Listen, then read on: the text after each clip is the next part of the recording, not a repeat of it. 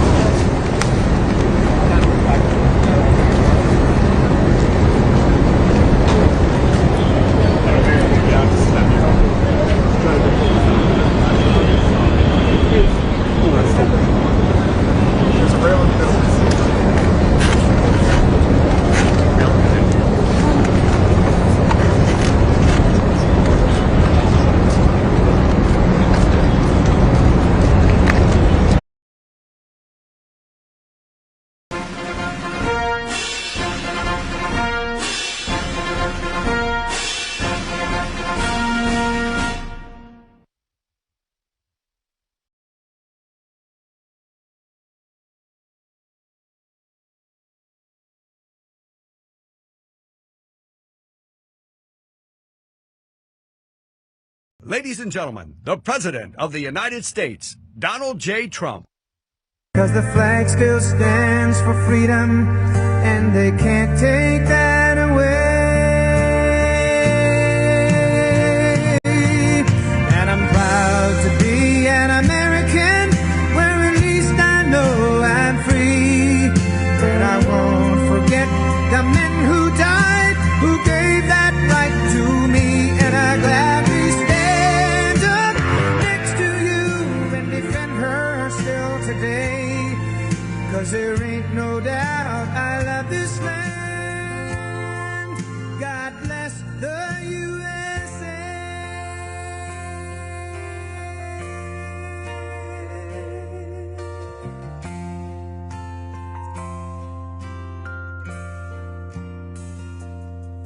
From the lakes of Minnesota to the hills of Tennessee, across the plains of Texas, from sea to shining sea, from Detroit down to Houston and New York to LA. There's pride in every American heart, and it's time we stand and say that I'm proud to be an American, where at least I know I'm free.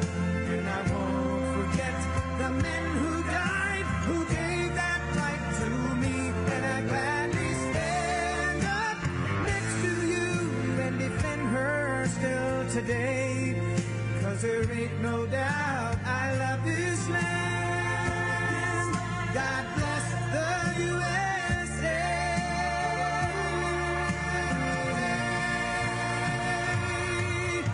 And I'm proud to be an American, where at least I know I'm free. And I won't forget the men who died, who gave that right to me. And I gladly stand up next to you and defend her still today. 'Cause there ain't no doubt I love this land. God bless the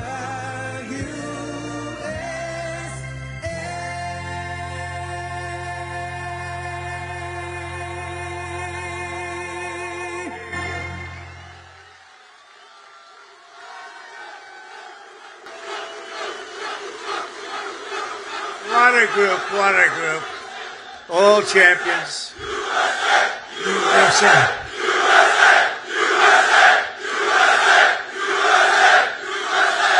Well, thank you very much. A big hello. This is a special group of patriots, champions, winners. You are winners. Oh, I'd love to have your job. I'd love to have your job. And a very special hello to the greatest sailors anywhere on the seas, the incredible men and women of the United States Navy. Very special people. Thank you very much. It's a great honor. Great honor to be here. But I'm thrilled to be here among thousands of proud American patriots aboard the 100,000 tons. That's a lot of tonnage. Forward deployed symbol of American might, power, and prestige, the legendary USS George Washington. This is some ship. They don't make them this way anymore, but we're not supposed to say that, but they really don't. This is great stuff. This is really an incredible GW, they call it GW, right? And we've come this afternoon to celebrate the strength and the skill and service of everyone on this ship. So we're going to all relax. We're going to have a good time. We're not going anywhere, you know. If you go back to Washington, it's like 2 o'clock in the morning. But I want to just tell you that you are special people, and we're going to have a little fun. And I'm going to tell you how great our country is and how well we're doing, because a year and a half ago, we had a different country than we do right now. Now we're the most respected country in the world. We're the hottest country anywhere in the world. And it hasn't taken too long, but I had no doubt. I just didn't know we were going to do it this fast. We've done it fast because of people like you. So I want to thank you very much. And I want to recognize a man that you all know well. And he's a tough cookie. He was formerly our Secretary of Defense, but now he is proudly known as our Secretary of War, Pete Hegseth.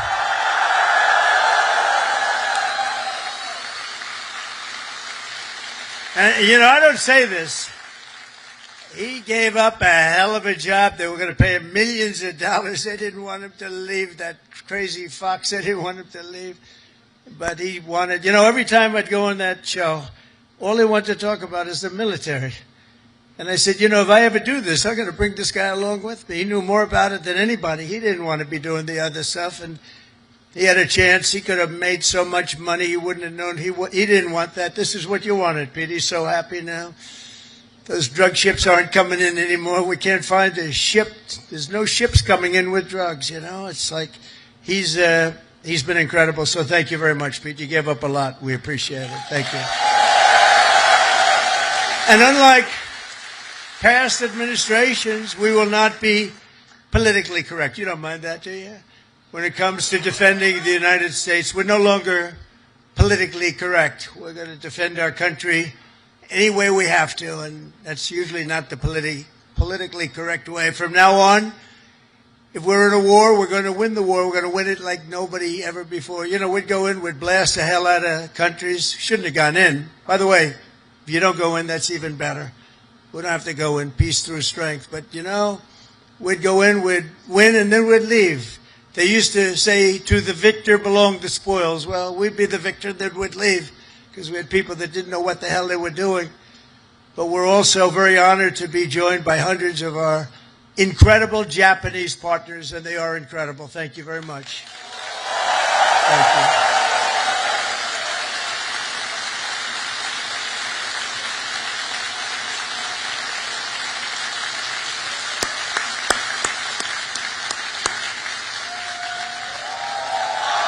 This woman, that's right. This woman is a winner. So, you know, we've become very close friends all of a sudden because their stock market today and our stock market today hit an all-time high. That means we're doing something right. But the cherished alliance between the United States and Japan is one of the most remarkable relationships in the entire world. Really, there's never been anything like it. Born out of the ashes of a terrible war, our bond has grown over 8 decades into the beautiful friendship that we have. It's a foundation of peace and security in the Pacific. You see it? So on behalf of all American sailors stationed in this beautiful country, let's hear it for our allies and the Japanese self-defense forces and all of the Japanese people that we love and respect. And I have such respect for Japan and the country. And now I have a really great respect for the new and incredible Prime Minister. And I have to say this, the first female Prime Minister in the history of Japan. Madam Prime Minister, please say a few words. Thank you, Mr. President, and thank you all. 通訳。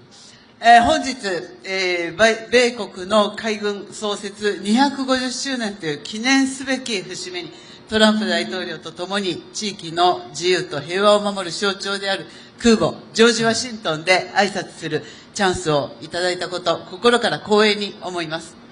This year marks the U.S. Navy's semi-quincentennial anniversary. As we celebrate the important milestone, I'm truly honored to have this opportunity to deliver remarks with President Trump aboard the aircraft carrier USS George Washington, a symbol of protecting freedom and peace in this region. でまず何よりも日夜、我が国と地域の平和と安全のために尽力してくださっている自衛隊員、そして在日米軍の、軍隊の皆さん、軍人の皆様に心から敬意と感謝を捧げます。First and foremost, I would like to express my deep respect and sincere gratitude to all the men and women in uniform from Japan's Self-Defense Forces and the U.S. Forces Japan for your dedication and commitment to safeguard peace and security of our nation and the region day and night. 6年前に、ありがとう、Thank you.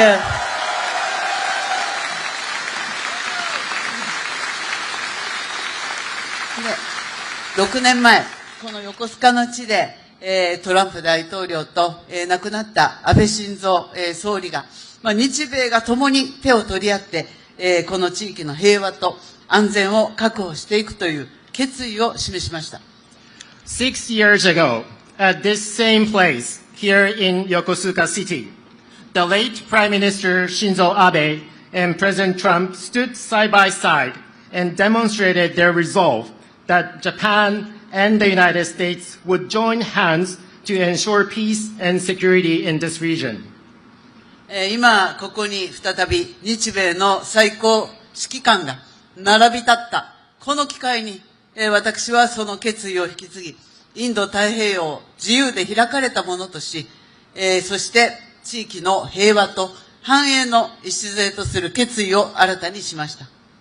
Now, as the two commanders-in-chief of Japan and the United States stand together once again, I have renewed my determination to carry forward that resolve and to make the Indo-Pacific free and open so that it will serve as the foundation of peace and prosperity for the entire region.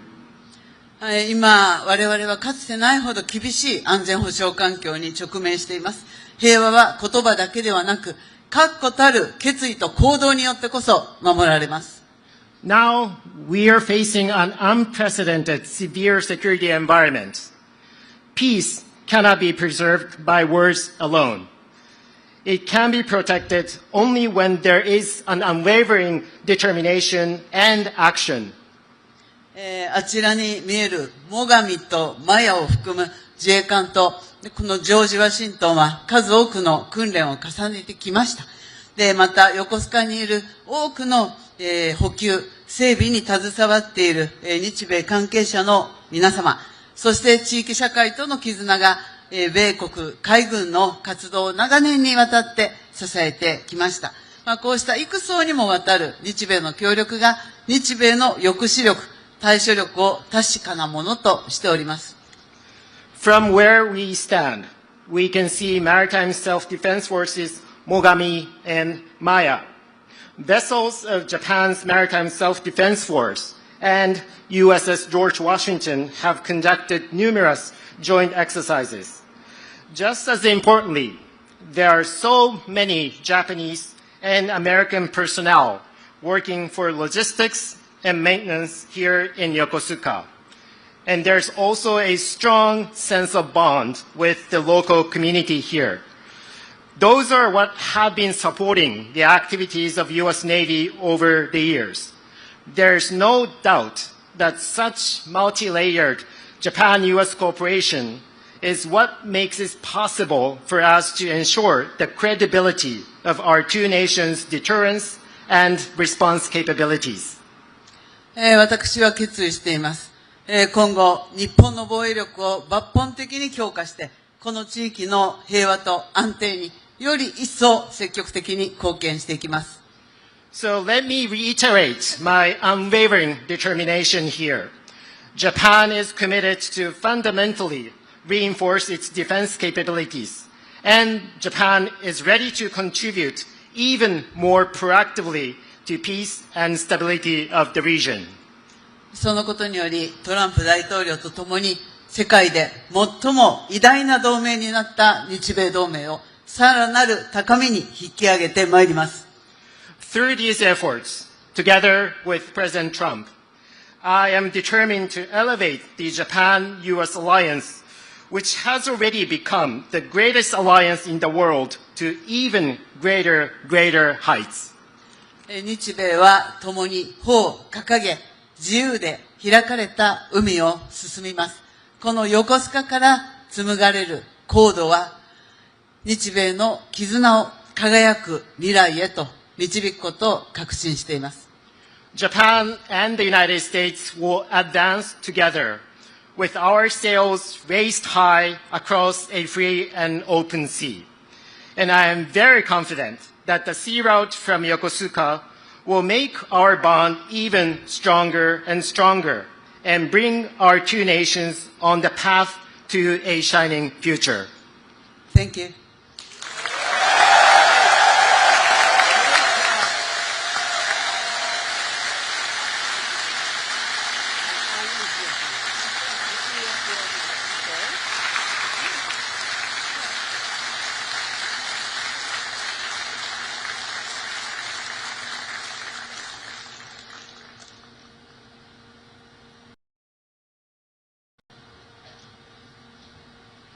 That was beautiful. Thank you very much. And we will have a long, good relationship, and we'll have fun doing it. You know, you have to have fun, although sometimes it's never fun. She's tough to negotiate with, I want to tell you. But I'm delighted to report that I've just approved the first batch of missiles. You saw a couple of them coming down with me. I hugged them. We need them. They're the best in the world. Nobody has them like we have them. They all want our missiles. That's the problem. Everybody wants them. But it's the first batch of missiles to be delivered to the Japanese self-defense forces for Japan's F-35s. And they're coming this week, so they're ahead of schedule. So I just want to tell Madam Prime Minister, they've been waiting for those missiles, and we got them here right away as soon as I heard about it. I want to thank former Senator, a great gentleman, by the way. He was so popular, but I took him out, and I made him Secretary of State. I think he was born for it. Marco Rubio, thank you very much, Marco. Where are you, Marco? Great job. Great job. He was born for it. Ambassador George Glass, thank you very much, George. Good job you're doing. Thank you. And many of our outstanding uniform leaders with us today, including the head of the Indo-Pacific Command, Admiral Samuel Paparo. Where is Samuel? Hello. Good, but these are good-looking people. You could make a movie with these guys. They're like Central Cat. Look at this group of people. Commander of the U.S. Forces, Japan, General Stephen Jost. Thank you, Stephen. Thank you very much. The commander of the 7th... Oh, that's a big deal. I think you want to switch jobs for 1 week. Only for 1 week, all right. 7th Fleet, big stuff. Vice Admiral Fred Kacher. Fred, thank you very much. That's great. And the commander of Carrier Strike Group 5, Rear Admiral Eric Pappy Andoze. Hello, Pappy. That's great. Good. Thank you very much. And of course, we can't forget about your command triad aboard the George Washington. There's nothing like this one. This is a beauty. And I hear your commanding officer is a big Alabama football fan. You know, I love Alabama. I love Alabama. Captain Timothy Waits, and let me just say, roll tide. You know, I love Alabama. Roll tide. Where's Timothy? Where's Timothy? That was a hell of a game this week. I don't know how the hell you pulled that one out. That was. If you didn't win, I wouldn't have mentioned it. I would have just introduced you. I wouldn't have. But you came back from oblivion. Isn't it nice coming back? You know, coming back is good. Thanks as well to your XO, Captain Patrick. Blind Patrick. Where is he, Patrick? Patrick, thank you. Highly respected person. All of these people are the best. Look at them. I mean, you look at them. They could have any job they wanted. They could walk down to Wall Street, make a fortune. They wouldn't do that. They like what they're doing, and nobody does it better, as well as really one of the most important people on the ship. Have you ever heard of Command Master Chief Tony Roberts? Have you ever heard of him?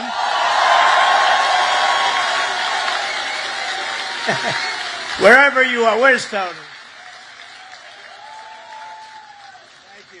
Thank you, Tony. He's a popular guy. And as many of you know, this month we're celebrating a truly momentous anniversary. 250 years of courage and pride, honor and victory by the United States Navy. 250 years. Can you imagine?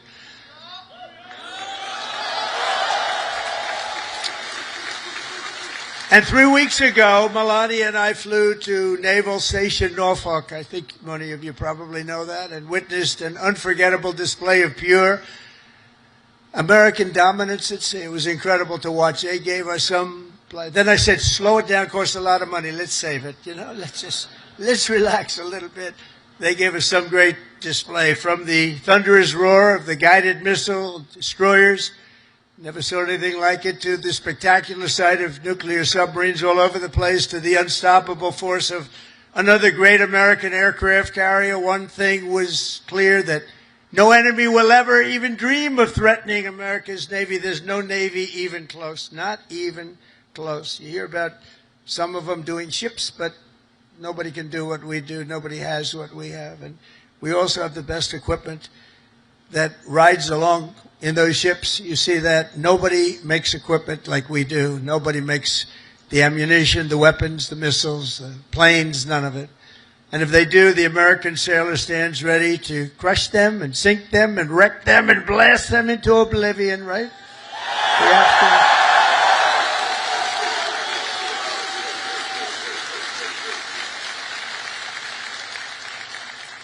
And that's a terrible statement for me to make. That's the end of it, because everybody said that I should immediately get the Nobel Peace Award. With that statement, that takes me out of the running, but that's the way.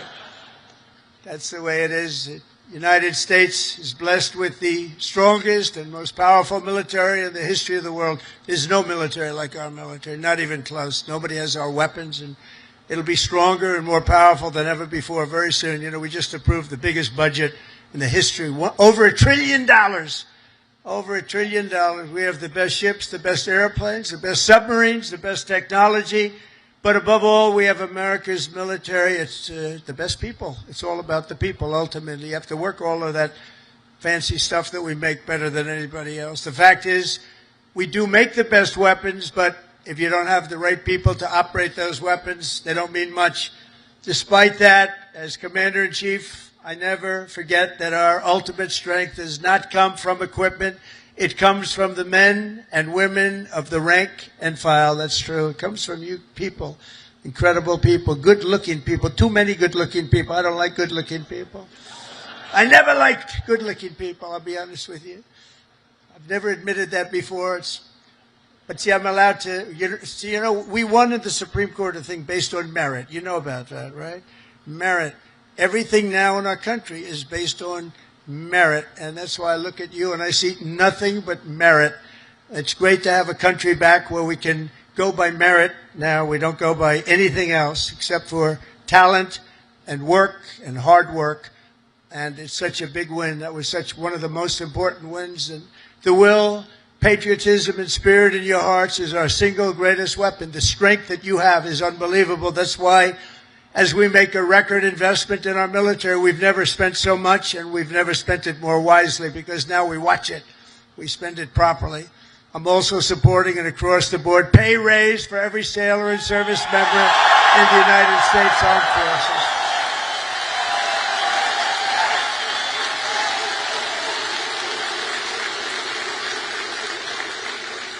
Now, if you don't want it, You want to give back to your country? Just let us know. We won't give it to you. Is there anybody in that category? Huh? But now, all we really have to do is get the Democrats to approve it. But they'll come along. They always do, you know, they always do.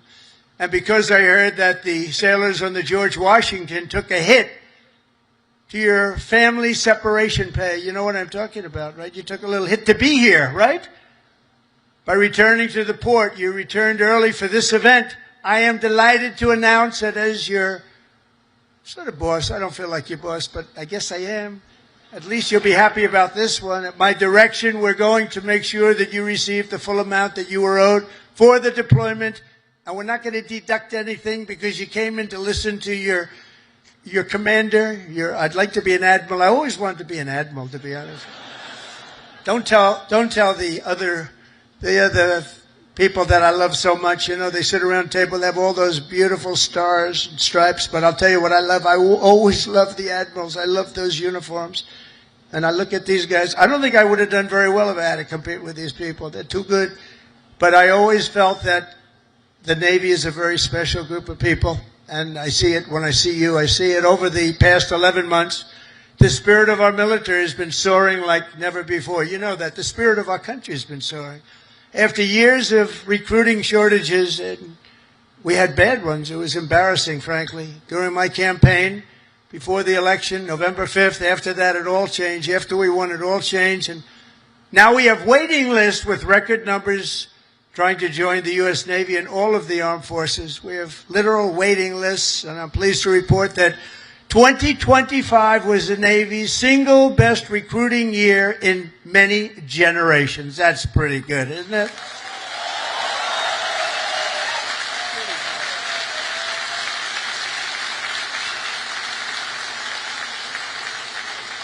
But, you know, think of it. It seems like I've been up here so long, and it seems like I've been doing this for a long time, and I have. We had a great first term, but nothing like what's happening now. We had the greatest economy in the history of our country. I rebuilt the military in the first term, and then they gave a lot of it away to Afghanistan. But it was really just a tiny speck, but it was the concept of what it was. But we rebuilt the military, and we did so many things in the first term, but we're blowing it away right now. But think of it, just 1 year ago, I was in the middle of a campaign. Can you believe that? It doesn't feel that way. I said, you know, you're right. It's not November 5th yet. We have another week or so to go. I was campaigning 1 year ago. And look at all the things that we've done since this unbelievable day, November 5th. That's when it all changed. When we won on November 5th, it all changed, and we went from a country that wasn't respected and a lot of people that had no spirit. That includes joining the police, the fire departments. They didn't want to join. After that, they started joining, and it seems like 10 years ago, not less than a year. Think of it, less than a year ago, I was campaigning. You know, we won the second election by a lot, so we had to just prove it by winning the third by too big to rig, I called it. It was too big to rig. And it was an amazing victory. And thank goodness we won, because we were in big trouble. We were in big trouble. But the new recruits, every sailor aboard this ship has answered a sacred call of duty to cross any ocean, fight any battle, and defend America and its allies with unwavering resolve. As you know, the George Washington is the only aircraft carrier on Earth that is permanently stationed overseas. It's permanent. Now, if you'd like to take a trip back to America, hell, let's do it one time. Well, I'll join you. I'd love to join you. You know, when I landed on this, it doesn't feel like a ship. It's solid. This is a solid piece of stuff. These 4.5 acres of power and steel are the front line of American freedom in the Pacific. Every day you're taking risk to keep our country safe and to defend peace and security in this incredible part of the world, working with Japan, working with other nations. I just left Malaysia. We stopped a big war with, you know that, we stopped 8 wars. Can you imagine? In 8 months, I stopped 8 wars. Like, I stopped a war a month. Think of that. That's pretty good. But I just left Malaysia. Thank them, because they helped us very much with one of them, and actually for even a second, they're great people, and they send their regards. I spent a day there with the Prime Minister, and we had a good time. But you carry out your mission bravely, you carry it out brilliantly, and on behalf of all Americans, I just want to say, and I came over to say it loud and clear, thank you very much. Thank you. Thank you. Incredible people. You are incredible people.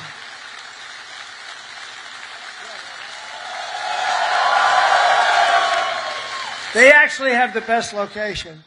Because if they're really good looking, they end up in Hollywood. You know, you're not going to, you have a great look, but you're not going to end in Hollywood. They can just see the back of your head, all the media. Look at all the fake news back there. But 2 years ago, Naval Air Crewman Third Class James McCall was just a few months into his first fleet tour with the Golden Falcons helicopter squadron when he and his crew were called on a search and rescue mission to find 3 missing Navy divers. Incredible, brave guys, the divers. But they were stranded at sea and right off the Japanese coast. They were exhausted and assuming they were going to die. They assumed they were going to die. But with unbelievable focus and skill, crewman McCall was able to find and help rescue all 3 divers in the water below, saving his fellow sailors. And James is with us today as a shipmate on this carrier. Crewman McCall, thank you very much for your incredible bravery, and we salute you. Where is James? Where are you, James? Whoa. Come up, James. Get up here, James. Come up here. Look at this guy. He's a good-looking guy. Get out of here, James. I don't want you up here. No, come here, James. Nice to meet you. You want to say something? Come on.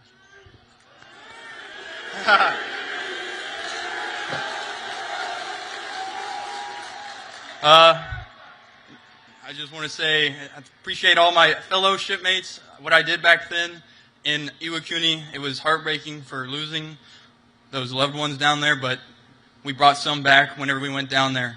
And just God bless America and all my fellow shipmates. Appreciate it. And stay a bad Larry.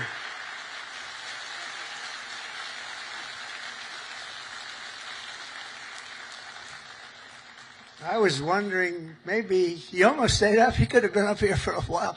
You did that very well. He's going to be running for office next week. You what? Great job, James. A lot of bravery, too. But as James' story reminds us, the Navy is a family and a team, and each of you has a vital role to play. Gathered here this afternoon are some of those whose toil and sweat gets our magnificent planes in the air and brings them safely back home. And we have the shooters and the gear dogs and the paddles and the white shirts and, of course, the blue shirts, the yellow shirts, the red shirts on the flight deck. And all over the hangar bay, I want to thank you all. You're incredible people. I saw some of you we're rushing to get down here, and they want to take pictures up there, you know. They're very aggressive people. Sir, could I have a picture? They're supposed to be standing at attention. Sir, could I have a picture, sir? Yeah. You know what I'm talking about, right? Very aggressive. But I think they're great. We also have a real genius and these people are incredible, who maintain the largest and most complex machine ever built, are amazing mechanics and engineers on the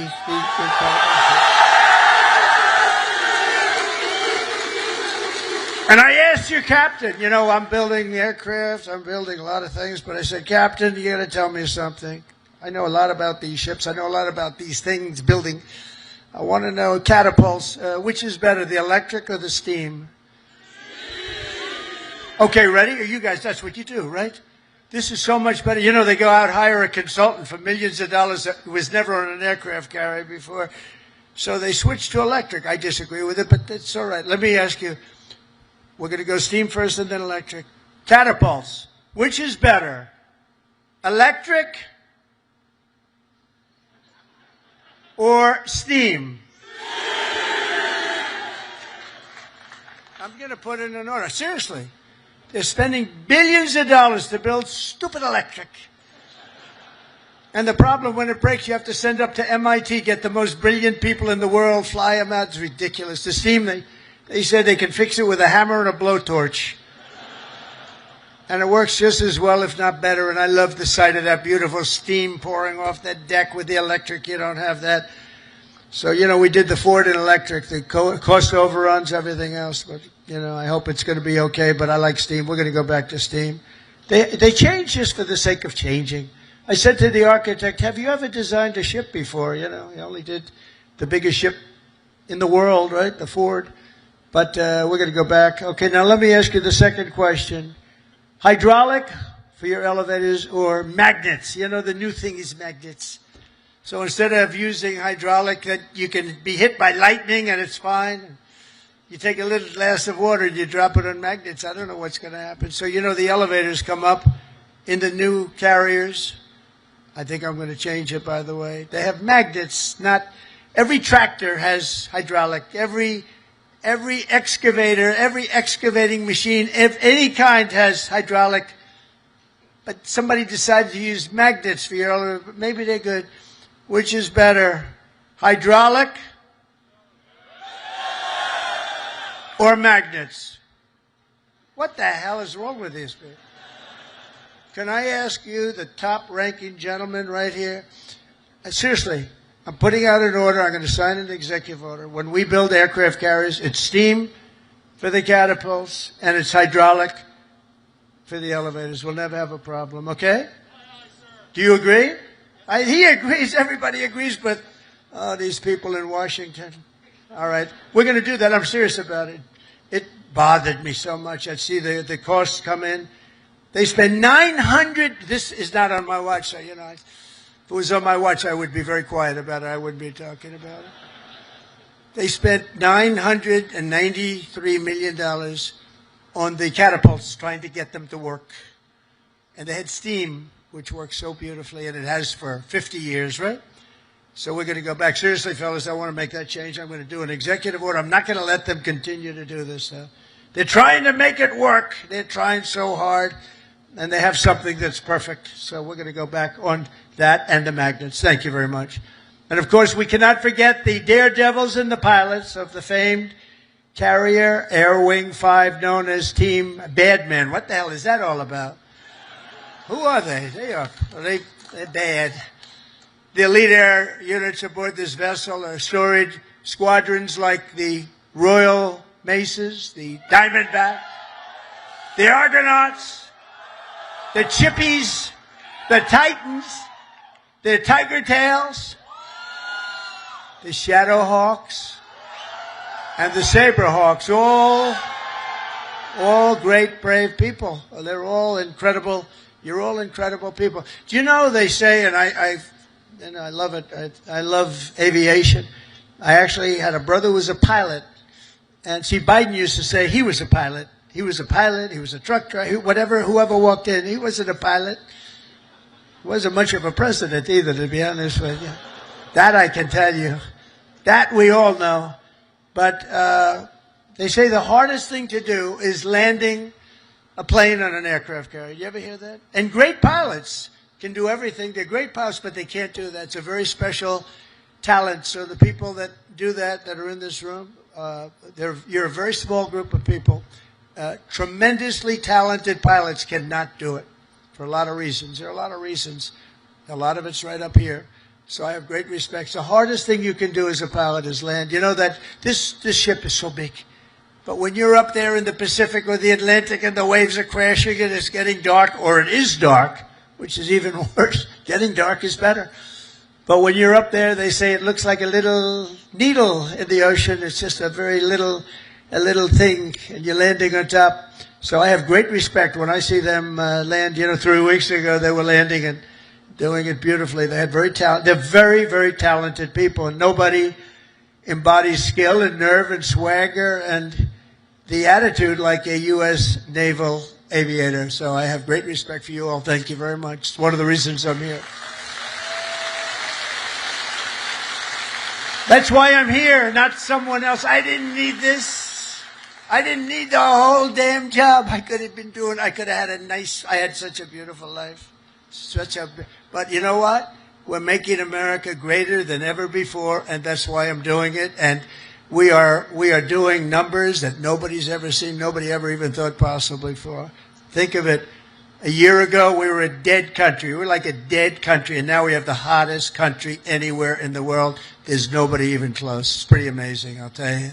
None of it would be possible. All of these things that we're doing, all of the respect that we have, it's really because of people like yourself and the armed forces generally. It's amazing the job that you all do.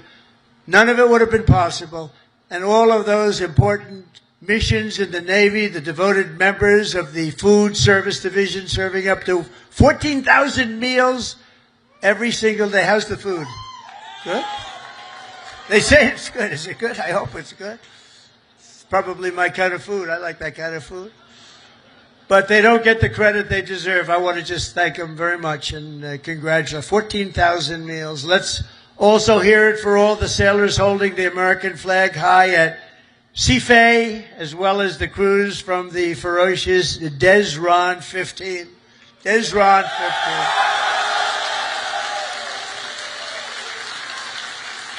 But together, the sailors here today give your very best to our nation. And as your commander-in-chief, I'm fighting every single day to ensure that we give you our very best also. We do.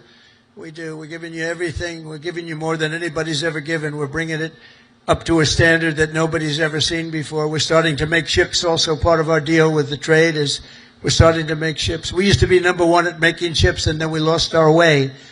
But now we're starting to make ships again, and we'll do it very soon. It's not going to take that long, but it's a process. It's not like making a bullet. It's not like it's a big, long process. We've got it going, though, I think, in the right direction. I think within a short period of time, the Philadelphia yards, as an example, is now owned by a group that's going to be making a lot of ships, a good group of people.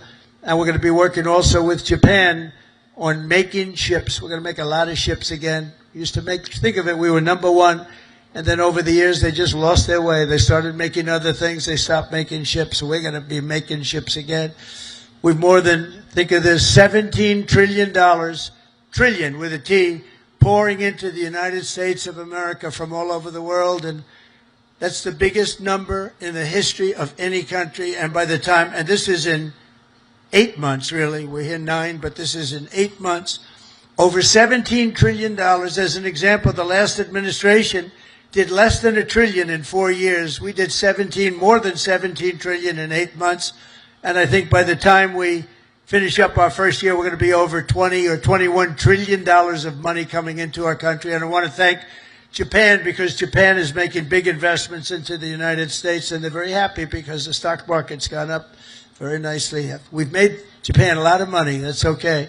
But they're a big investor in our country, and we like that. But think of those numbers. We weren't doing it anywhere near. We were laughed at, and now they're all saying they've never seen anything like what's happened in such a short period of time.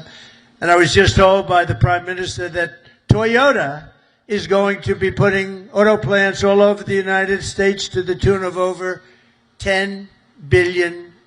So that's Toyota. So go out and buy a Toyota. And that's a lot to do with, because right now we have all the AI plants. We have so many things happening in the United States. And it's because of November 5th, Election Day, but it's also because of tariffs. The tariffs have been so good. We're taking in trillions and trillions of dollars. I heard them before I came up. I heard you're all on television now. They're talking to all the networks, everybody's covering it. Look at these characters back. Look at all of them.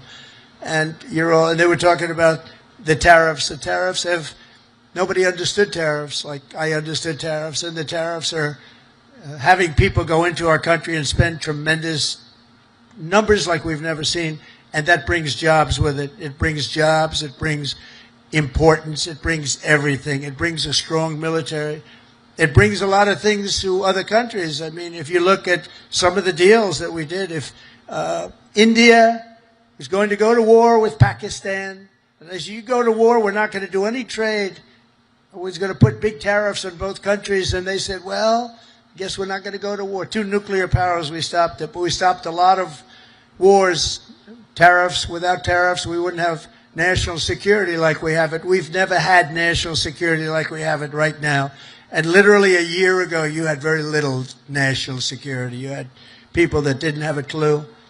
American strength is roaring back like never before, and with your help, America is respected once more, and it is respected at levels that we haven't seen before. On my first day back in the White House, I deployed the men and women of the United States military to stop the invasion on our southern border, right? It was an invasion, losing hundreds of thousands of people to fentanyl and to drugs, and now we have the most secure border in American history. For 5 months, they said no people came into our country illegally. They came in through a legal process, but nobody came in through the southern border. Can you imagine? Even I can't, it's hard to believe that. Because, and we do have it tight as a drum, but that's what we have to have. If you don't have borders, if you don't have a fair media, if you need certain things. You need a good, fair media. They're getting better. They're not there yet, that I can tell you. But they're getting better. But you need borders. You got to have borders in a country, or you don't have a country. And now we have a border that the likes of which this country has never seen before, and people respect us for it. With the help of our war fighters, we're decimating the savage drug cartels that poison our people. 200,000 people, maybe more than that, died last year because of what came into our country. Through an open border policy where 25 million people poured into our country, totally unvetted, totally unchecked. They came from prisons. They came from mental institutions and insane asylum. They were drug dealers. They were bad people. 11,388 were murderers, half of which committed more than one murder. They let them into our country. We're getting them the hell out. We're getting them out. We're getting them out fast. Is that okay with you? Yes, right? I have no doubt. Got to get them out. Just an unforced error. And we're also straightening out our cities. Washington, D.C., our beautiful capital, was a killing mess. People getting killed all the time. It was very high crime. And we sent in our National Guard. Again, great people. And I don't say they were totally politically correct. That's okay. And now it's a very safe. Now it's considered a very safe. It took 12 days. We got 1,700 people, career criminals, many of which came in through Biden's open border, and they infiltrated our nation's capital. And we had a very unsafe capital, but for years before that it was very unsafe. Now it's as safe as there is anywhere in the country. You can have your daughter, your girlfriend, your wife, your boyfriend walk right in through the middle. Nobody's going to touch them. The crime is down to almost nothing. It's a whole different ballgame. It took literally 12 days, but let's give us a month to do it really. We had it drum tight, and it's a beautiful thing. And our people in the service, and people don't care. If we send in our military, if we send in our National Guard, if we send in Space Command, they don't care who the hell it is. They just want to be safe. And we have safe cities now. We're starting in Memphis, and Memphis was a disaster. It's been there. They've been there for 2 weeks, and it's a whole different series. Crime is less than half, and within a month it'll be gone. Getting rid of all the bad ones. And we're going to go into Chicago. We're going to go into our cities. We're going to clean them out. We're going to straighten them out. And we're going to have safe cities because you want to protect safe cities. We're going to have beautiful, safe cities, and it's happening very quickly and very easily, actually. It's easy for us. It's hard for them. And we have to have a little more help. It doesn't matter, really. We can do as we want to do, but it would be nice to have more help from some of the Democrat governors that don't mind. In Chicago, 2 weeks ago, 4 people murdered, 11 people shot. This weekend, it was like terrible, much worse than that. And then we have a governor that stands up and says, oh, it's wonderful. It's not wonderful. And what we're doing is we're going to make it totally safe. It'll be very safe very soon. And we're doing that with all of our cities that are troubled. We have cities that are troubled. We can't have cities that are troubled. And we're sending in our National Guard. And if we need more than the National Guard, we'll send more than the National Guard because we're going to have safe cities. We're not going to have people killed in our cities. And whether people like that or not, that's what we're doing. And you've been watching what our missiles do to boats and ships and submarines. How about the submarine? They said, no, that was just fishing. The radical left Democrats said, Well, it was a submarine, but they were just fishing. Submarines don't go fishing, do they? You know more about submarines than I do. You have a beauty parked outside, actually. This is a submarine, and you know what it was designed for? Transporting drugs, and it got hit. But each one of those vessels that we hit kill, on average, 25,000 people, American people, every single year. They kill, each one of them kill 25,000 people. So we have to stop it, and we have stopped it, and I want to thank Pete for having the courage to do it. And believe me, people are very honored that you do it. 25,000 people for each boat. For many years, the drug cartels have waged war in America, and at long last, we're finally waging war on the cartels. We're waging war like they'd never seen before. And we're going to win that battle. We're winning it already. The sea, I mean, the only problem is nobody wants to go into the sea anymore. Even the fishing boats, they say, let's take a pass. But they don't want that. But we're knocking them out one by one. And very importantly, we've almost stopped completely the drugs coming in by sea. And now we'll stop the drugs coming in by land. That's going to be very easy. More importantly, we're ending wars. We're ending wars all over this planet. And as you know, and I said before, I ended 8 wars in 8 months, the most of any president in history. No president that we know has ever ended any war. A lot of them go into wars. But this includes Kosovo and Serbia, the Congo and Rwanda, Pakistan and India, Israel and Iran. You saw that. How about those B-2 bombers? They went in there. They took out that nuclear capability. Iran would have had a nuclear weapon within 2 months. Not anymore. Egypt and Ethiopia, Armenia and Azerbaijan. That was going on for 35 years. Big, horrible war. And just this month, we ended the war in Gaza, in the Middle East. We ended the war in the Middle East. Nobody thought it was possible. And we also just signed a deal in Malaysia between a war that was just starting, Cambodia and Thailand. So we saved millions and millions of lives, and I did it mostly verbally. We didn't have to get you involved. When we don't get you involved, that's a good thing. We don't want you to get involved. If I can avoid you getting involved, if I have an ability to do things that maybe other people don't, or we see things, but we stopped a lot of those wars based on trade and tariffs and penalties, and you know, they're getting all ready to fight, and then we tell them, no more trading with the United States. We're putting tariffs on your nation, et cetera, et cetera. It's called national security for us, but it's really national security for the whole world. And everywhere we go, America is actually making peace, and it's peace through strength. When they look at this, when they look at you people, they say, we're not going to mess around with them. So it's very important. After years of crippling inflation, back home, we had the worst inflation in the history of our country. Energy costs are down. You know, energy costs are way down. Gasoline prices are way down. Grocery prices are way down. We have a little problem with beef. We're going to get that down very quickly, but the prices are way down. Mortgage rates are down despite having an incompetent head of the Fed. I call him too late. He's always too late. He's too late in lowering interest rates. I call him Jerome Too Late Powell. But despite having a totally grossly incompetent guy, we have, we blow through it because we're doing so well. Inflation has been defeated, and workers' wages are rising at the fastest pace in 60 years, and that includes your wages. They're rising in the fastest pace. The workers, I'm not talking about the rich people. Rich people, everyone's doing well. Everyone in our country is now doing well. My first term, we built the greatest economy in the history of the world. We had an economy like nobody has seen before. Now we're doing it again, but this time actually it's going to be much bigger, much stronger. I told you $17 trillion, but it's going to be $21 trillion. And that's numbers that have never been heard of before. Much bigger than any other country in the world by literally $16 trillion. It's amazing.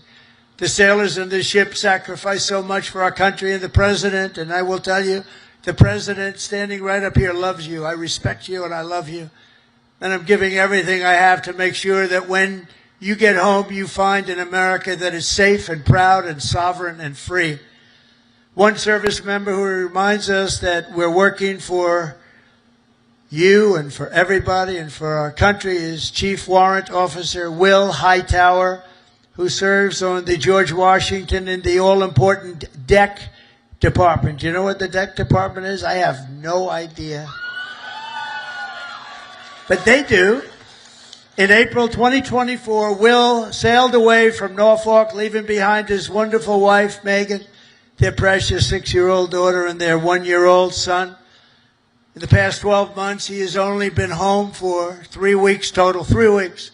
An enormous sacrifice, very tough on the family, but an experience everyone on the ship really knows very well. In February, Will's tour will come to an end, and he will finally be going home just in time for his daughter's birthday.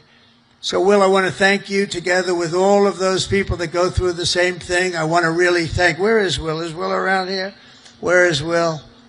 Wow, look at him. These are good-looking people here. That's great, Will. How does it feel? Good?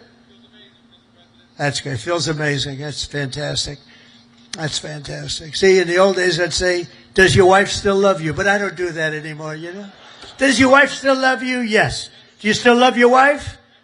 Every day. That's good. Okay, that's good. So that's good. Great. Beautiful. Say hello to your daughter, right? And your wife. And just in conclusion, every sailor here today inherits a legacy of valor and grit and glory unmatched in the long history of mankind's voyage on the seas. It's a voyage like nobody's ever had like you have. For 2.5 centuries, America's Navy has preserved the vision of our first Commander-in-Chief, who gave this ship its storied name, its righteous soul, and its timeless motto, first in war, first in peace. Very famous phrase, George Washington. After 250 years, that is exactly what our country is today. It's first in war, first in peace, first in wealth, first in power, first in science, first in spirit, and first in freedom. And we went through 4 bad years, but now America will always be first again. If you have the right person up here, if you have somebody that understands a lot of different subjects, we're going to be bigger, better, stronger, and more important, really, frankly, to the world. Japan respects us. If you see what's going on all over the world, they're respecting us again. They respect us like never before. The treatment they gave me all over as I go around to different countries is great, but it's really a respect for me, but it's a bigger respect for our country. They respect our country again. They didn't respect our country just a few years ago. From Boston Harbor to Hampton Roads, and from Caribbean Sea to the Red Sea, from the Atlantic to the Pacific, and from the Persian Gulf to what is now known as the Gulf of America. Isn't it nice? They say it now routinely. I heard the news today. The Gulf of America, weather is wonderful. They don't say it with a smile. It's called the Gulf of America. How did that happen, right? And it took me, for many years I said, why is it called the Gulf of Mexico when we seem to have the shore? Well, we do. We have 92% of the shoreline. So I said, when we make it back, not if, when, too big to rig. We made it too big to rig. I said, get out and vote. Too big to rig. Make it that way. I said, I'm going to change it. And one of the first things I did is I changed it. Nobody could even fight it. They tried. We got sued all over the place. We won every suit. And it's now officially the Gulf of America. Isn't that nice? But our sailors have written honor, greatness, and triumph into the pages of history. What you're doing is incredible, and it's an incredible time for our country. On gun decks and flight decks and torpedo rooms and cockpits, the men and women of the Navy have poured out their blood and sweat and tears to defend the land of the free and the home of the brave. They've crossed icy channels, leapt from burning wreckage, stormed into frigid waters, soared into deadly skies, and laid down their lives to ensure the survival of liberty. Now, all of us here today carry on that noble mission, and no matter what challenge comes our way, no matter what danger we face, we hoist our great American flag very, very high. We race into the waves, and we rally to that immortal battle cry of the American sailor, damn the torpedoes, full speed ahead, right? Together with our incredible Japanese allies and all of our allies all over the world, we stand strong, we stand proud, we will stand taller than we've ever stood before, and we will be freer and braver and more brilliant than ever before. And we will fight, fight, fight. We will win, win, win. And I want to thank everybody at the USS George Washington and the U.S. Forces Japan. God bless our military. God bless Japan. God bless the United States of America. And God bless our Navy. Thank you, everybody. Thank you. Thank you very much.